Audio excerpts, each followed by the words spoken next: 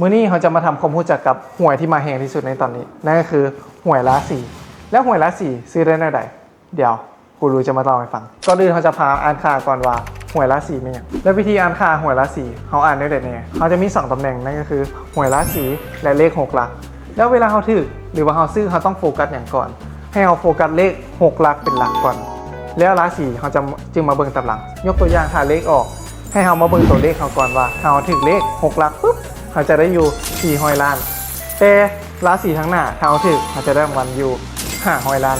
ก็คือโบนัสไปอีก100 ล้านนั่นเองยกตัวอย่างถ้าเราซื้อแต่ราศี 1,000 กีบเขาจะได้รางวัลอยู่ 7,000 กีบแล้วเลข2หลักถ้าเราซื้อ 1,000 กีบเขาจะได้อยู่ 60,000 กีบนั่นเองแต่ถ้าเราถือราศีน้ำเขาจะได้อยู่ 65,000 กีบ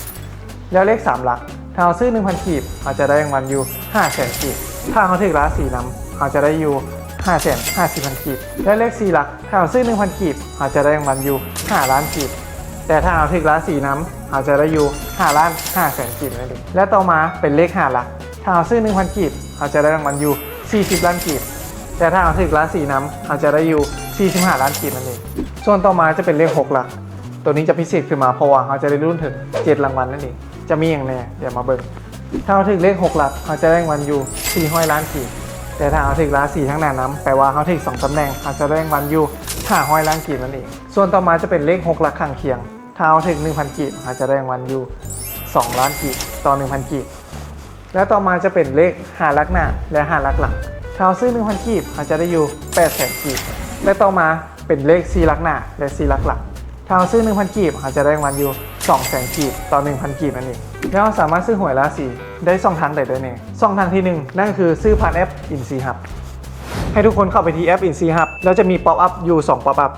แล้วจะมีป๊อปอัพขึ้นมาว่าหวยราศีให้ทุกคนกดเข้าไปแล้วพิมพ์เลขที่เราอยากได้ใส่ยกตัวอย่างอย่างเช่นเลข563 914ถ้าเราชำระผ่านบัญชีธนาคารเขาจะได้ส่วนลด 10% แต่ถ้าเราชำระผ่าน INSEE Money เขาจะได้ส่วนลดถึง 20% นั่นเองส่วนช่องทางที่2เราสามารถซื้อได้จากตัวแทนหวย INSEE ทั่วประเทศนั่นเองเวลาขี่รถไปเนาะแล้วเห็นตัวแทนหวย INSEE เลาะตามแคมทางก็คือมือวันขันกับพาหัสนั่นเองให้เราเข้าไปหาปุ๊บแล้วบอกว่าจดเลขให้เขาแน่ตัวอย่างเขามีเลขในใจเนาะคือเลข14เขาก็แจ้งทางพนักงานไปว่าเขาอยากได้เลข14แต่ว่าสุ่มเป็นเลข6ตัวไงที่ระบบกสิรันออกมาปุ๊บก็คือจะได้เลข6ตัวตามปกติแต่จะมีราศีที่เพิ่นแรนดอมมาให้นั่นเองและถ้าใครสนใจอยากเป็นตัวแทนขายหวย INSEE สามารถติดต่อได้ที่เบอร์ซื้อง่ายจ่ายไวปลอดภัยเสียใจ